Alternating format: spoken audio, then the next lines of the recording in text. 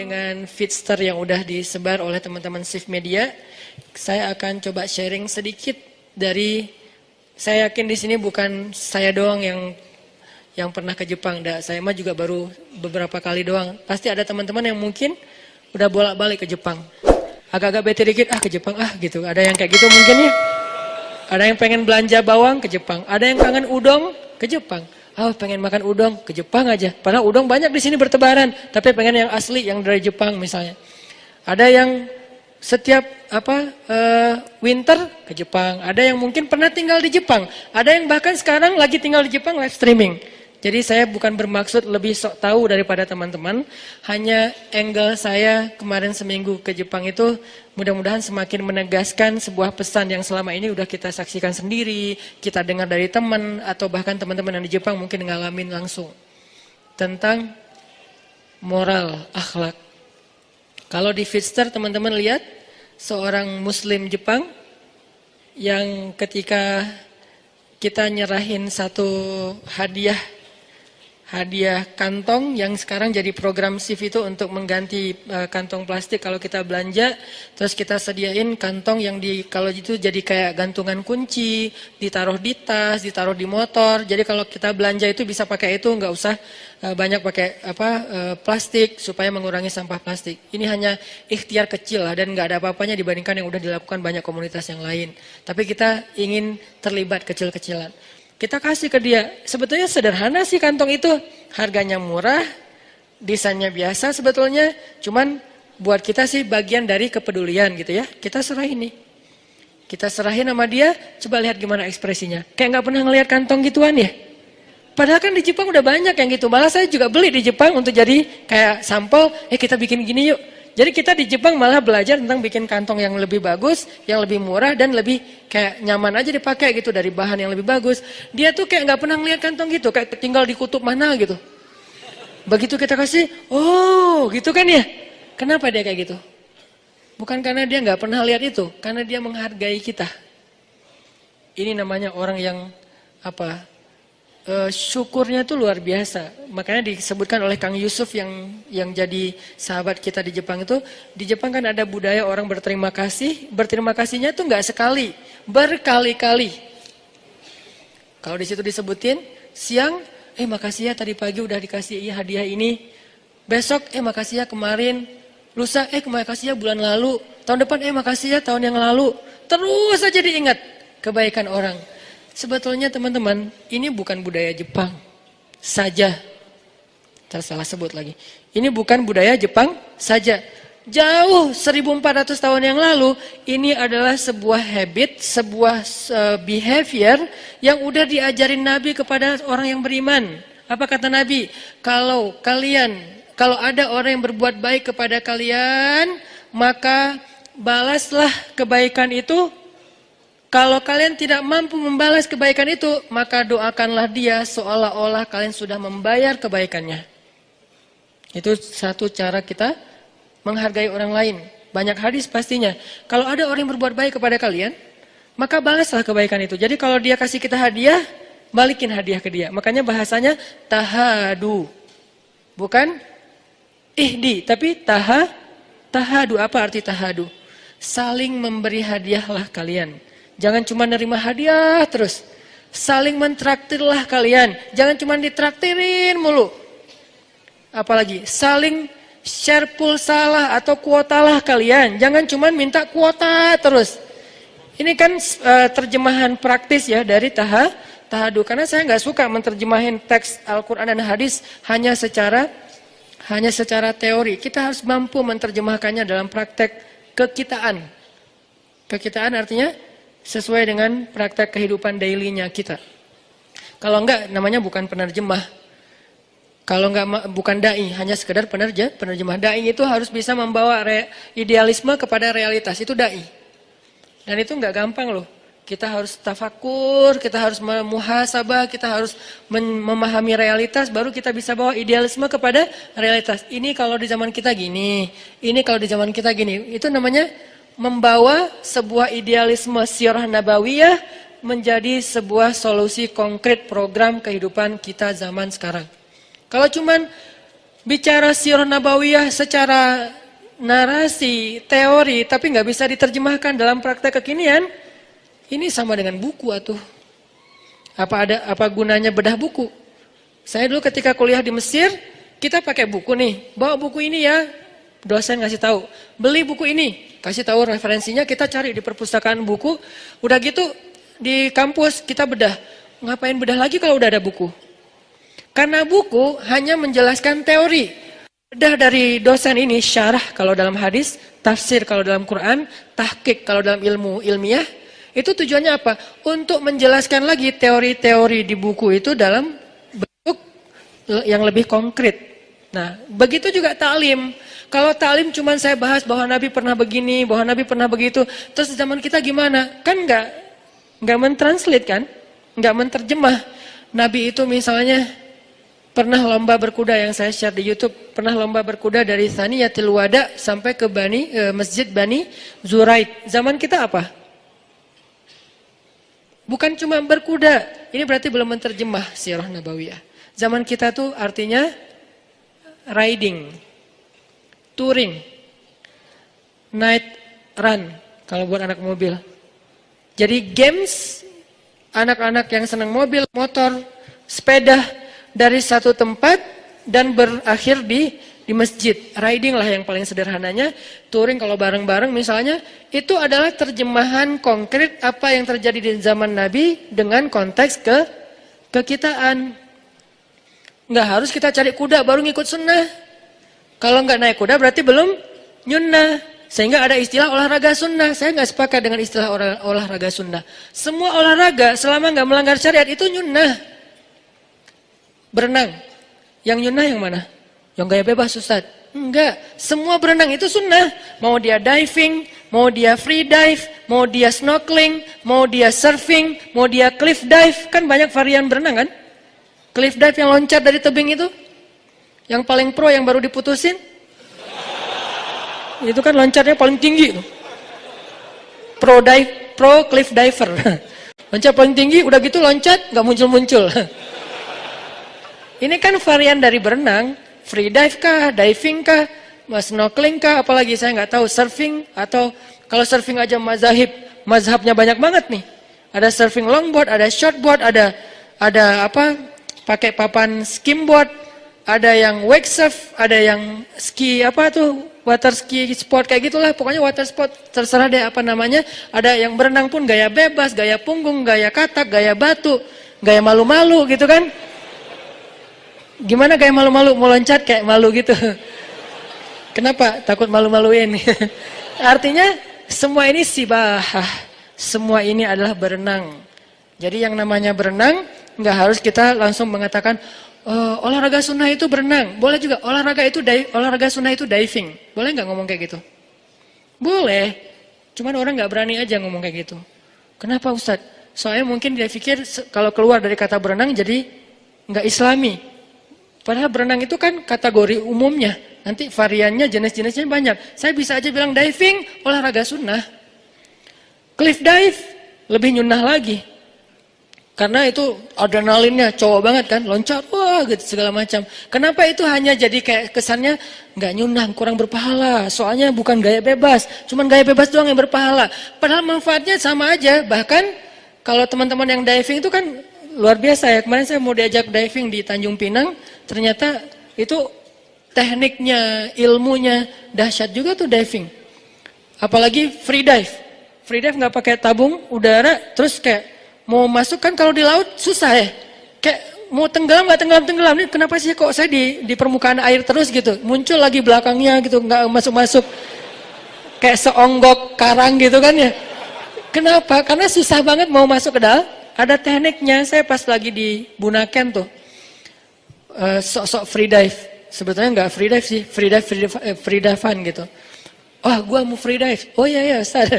Udah aja sampai ke bawah mau turun itu ada anak saya minta diambilin bintang laut kan di tebing gitu. Jadi agak di pinggir-pinggir tebing gitu ini kayak bahaya banget gitu kan. Yang di sebelah sana gelap, sebelah sini kayak warna-warni. Kata anak saya, "Baba mau yang bintang laut itu tuh." Oh ya tenang, gaya kan. Loncat deh saya tuh dari kapal loncat, saya kira gampang gitu tenggelam kayak di kolam renang kan gampang tuh nyelam kan. Ini nyelam kok susah banget ya, kok nggak kayak ada yang nahan, lo nggak boleh ke bawah, lo nggak boleh ke bawah, kayak susah banget sampai kelepek lama. Datanglah yang lokal pride-nya, apa warga lokalnya yang udah pro banget lah ya. Makanya buat kita tuh lokal pride itu terbaik lah, udah free rider banget. Mereka nggak pakai pencitraan, nggak pakai GoPro 7, nggak pakai apa-apa, tapi bener ke bawah. Kita udah pakai segala alat, cuman di atas doang. Terus diedit, posting gitu. Kalau mereka tuh bener-bener tenggelam beneran. Ustadz, bisa? Aduh, nyerah. Akhirnya dia langsung ngambil, langsung muncul lagi. Gampang gini, kok bisa gampang gini mas? Ya latihan. Sampai ada yang nombak ikan gitu-gitu kan. Itu kan semuanya olahraga air, berenang dan keren. Bahkan sebagiannya dipakai buat kemampuan militer. Militer kita juga ada yang diving, ada yang sampai berenangnya tangan dan kaki diikat kan sampai kayak gitu-gitu. Kalau di Palestina tuh orang Hamas, pasukan Hamas pakai berenang dengan jenis apa? Diving. Mereka pakai tabung udara diving dari Gaza tembus ke pangkalan militer Israel. Kan ada dulu serangan yang 10 prajurit Hamas angkatan laut yang katak itu kan, pasukan katak masuk ke dalam, keluar nyerang. Kalau ini kan perang, namanya perang ya saling tembak-tembakan, masa saling senyum gitu kan. Gitu. Itu bukan perang, itu dakwah, namanya jihad. Jadi jangan agak kagok gitu kalau ngomongin orang berperang, kok perang sih Ustaz? Namanya perang ya, tembak, masa perang gini, ya gitu dong. Nah dia masuk, terus keluar di pangkalan militer Israel, diserang, terbunuh beberapa prajurit Israel dari Hamasnya. Kalau nggak salah cuma satu yang syahid, sisanya selamat dan mereka masuk lagi. Berarti kan sibahah di zaman sekarang adalah salah satunya diving. Makanya saya nggak sepakat dengan istilah olahraga sunnah itu hanya 3. Padahal kalaupun mau dibikin persis kayak Nabi, 4 harusnya. Yang jarang dibahas yang keempat apa? Gulat.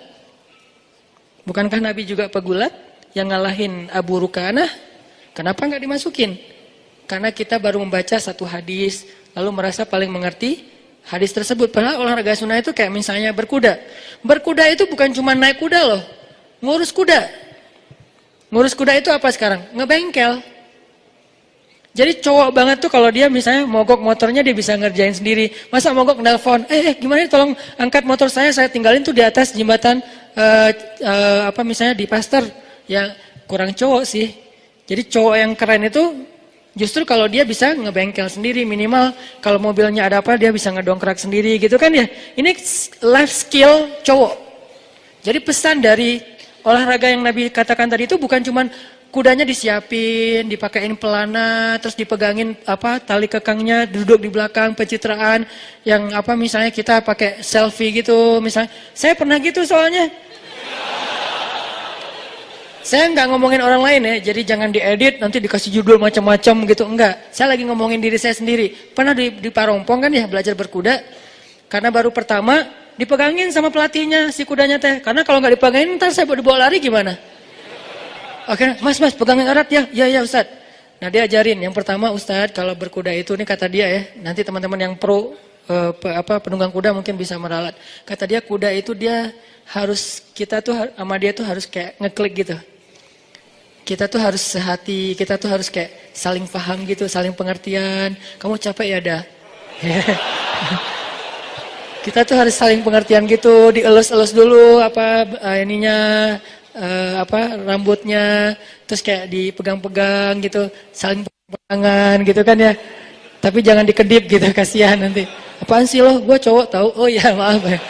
Terus kayak gitu-gitu, udah akrab, udah sehati gitu, baru naik. Dia nggak akan ngerjain. Kalau nggak sehati dikerjain sama dia katanya. Entah ini benar, entah ditakut-takutin. Pokoknya katanya gitu. Kalau nggak sehati, nggak akrab gitu, kudanya sebel. Apaan sih lo? Turun aja, males lah. Kan gitu kan? Kuda juga males gitu. Ngapain sih lo naik-naik ke gua? Emang gua siapa lo? Kegeeran kitanya gitu. Makanya kayak ternyata ada ilmunya. Nanti cara sampai ngurus kuda, harusnya penunggang kuda itu kan secara teori dia yang ngurus kudanya sendiri kan. Sama kayak penerjun kan dia yang ngelipet parasutnya sendiri kan, bukan dilipat sama teman, karena itu bahaya sekali kalau dilipat sama orang lain, nggak tahu ada apa, dan dia harus make sure kalau ini udah aman, dan kalau dia nanti buka di udara terbuka, kalau dilipat sama teman bahaya. Termasuk berkuda, dia ngurus kuda sendiri sampai sepatu kuda dan segala macam. Ini nih ilmu berkuda, jadi bukan cuman menunggang, tapi termasuk ngurus kuda. Kalau motor bukan cuman riding, termasuk ngurus motornya, servisnya, dia bersihin motornya, kalau ada yang rusak, minimal ganti oli deh. Ini life skill.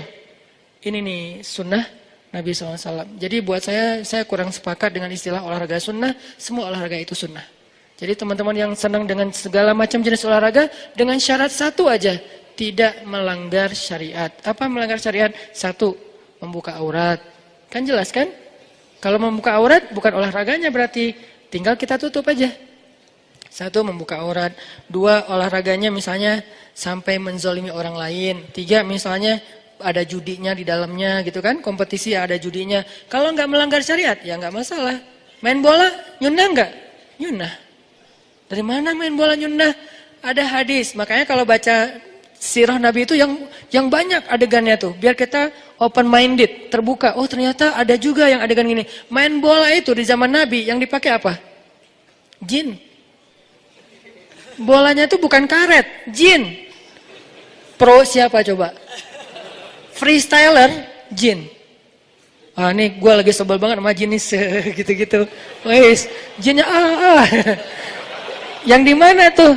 Jin yang masih kayak anak yang baru latihan, kayak jin masih amatiran, dia tuh lagi kayak apa ya, lagi kayak apa istilahnya kalau di kita, lagi training ya, jin lagi training, amatiran, trainingnya apa? Training menggoda orang lagi sholat, cuman salah milih sasaran, targetnya legend, Rasulullah targetnya, kan ini kayak nggak sebanding banget ya. Harusnya ada targetnya orang yang baru masuk Islam kah, atau siapalah yang masih lemah imannya. Ini targetnya legend. Yang paling keren di antara umat manusia, Rasulullah. Itu ditargetin sama dia. Sementara dia masih training, nggak ngerti cara ngegodain orang. Wah ini lagi ada tahajud nih, cowok ini gua godain deh. Nabi digodain. Nabi lagi Allahu Akbar baca ayat. Wah dia udah jungkir balik, udah segala macam. Wah udah heboh gitu, norak nggak jelas gitu kan. Nabi biasa-biasa aja. Loh kok lo biasa aja sih? Oh siapa sih? Nggak kenal sama Rasul. Soalnya dia kayak nggak ngecek dulu siapa targetnya, nggak buka dulu akun-akunnya apa nih, siapa sih ini. Jadi dia kayak terlalu sembrono lah. Sampai udah jungkir balik, Nabi biasa-biasa aja. Nabi selesai salam, dipegang sama Nabi. Hah? Kok dia bisa megang gua? Dipegang sama Nabi, diuyel-uyel. Uyel-uyel itu apa? Iya, digitu-gituin, jadi bulat kayak bola, terus diikat, ditaruh di tiang masjid. Ini Masjid Nabawi ya. Nggak usah dibahas bab itu deh. Dikit aja. Kan Masjid Nabawi itu ada dua area kan. Ada area tertutup kayak gini. Itu dipakai ibadah, dipakai itikaf, pakai sholat. Ada area terbuka namanya sahan. Atau kalau bahasa arsitek atau muzamil, courtyard.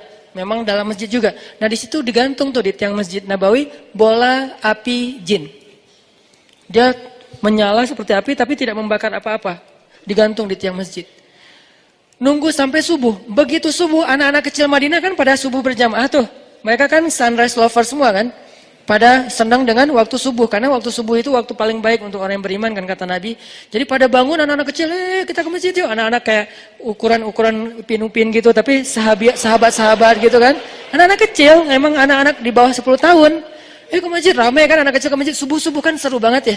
Subuh-subuh anak kecil pada ketemu gengnya. Ke masjid ramai-ramai. Begitu masuk masjid ngelihat, kok ada lampu apa tuh kayak bola? Wah ya habis subuh kita main bola itu ya. Pada bisik-bisik gitu. Habis subuh pengen main bola itu. Begitu selesai subuh, Nabi ngambil bolanya dilepaskan.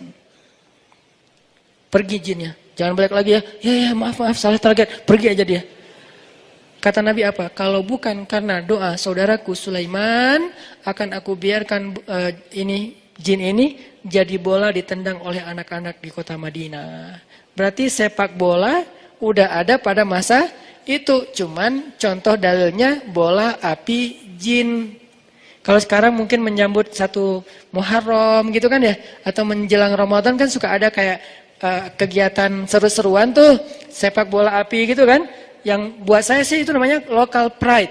salah satu kebanggaan lokal lah. Selama tidak membahayakan dan tidak berlebihan sih, ya namanya juga seru-seruan, masa nggak boleh gitu kan? Selama nggak ada keyakinan, ini api sebelum kita main sepak-sepak, kasihan ntar gini-gini dulu, kita nyembah-nyembah dulu, kita ada kayak ritual dulu, enggak sih. Cuman main doang, seru-seruan. Itu mungkin asal muasalnya yang tadi. Cuman kalau ini api beneran, kalau itu jin. Kalau jin di zaman kita kan mungkin nggak akan ketendang ya. Kalaupun ketendang nggak ada yang berani juga kali kan ya. Ah jin. Innalillah auzubillahi minasyaitonirrajim. Pada lari gitu. Ayat kursi keluar, Yasin segala macam.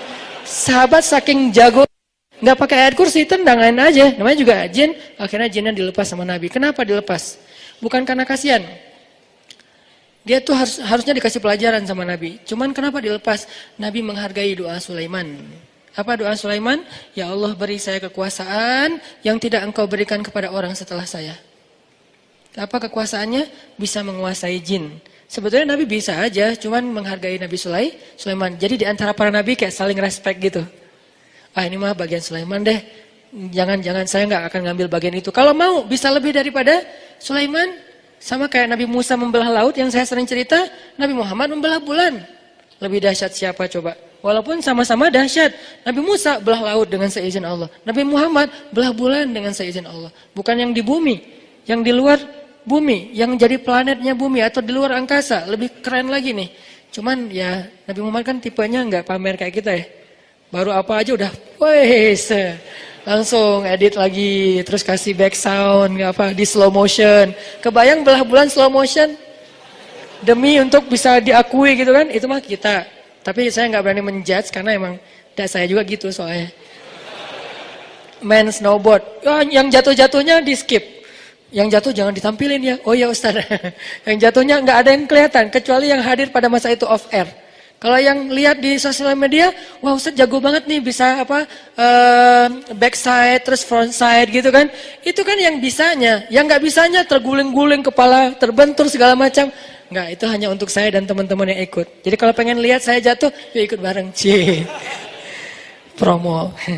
Hard selling. Balik lagi tadi ngomong apa kok jadi kesini? Olahraga.